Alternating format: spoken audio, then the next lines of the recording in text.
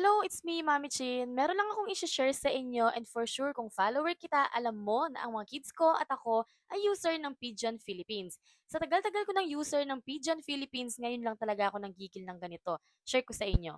Meron kasi ako napanood na mami sa Black App na kinumpare niya yung feeding bottle ng anak niya sa feeding bottle ng Pigeon Philippines. So, ang rant ni mami doon ay bakit daw ang Pigeon baby feeding bottles ay tumutulo.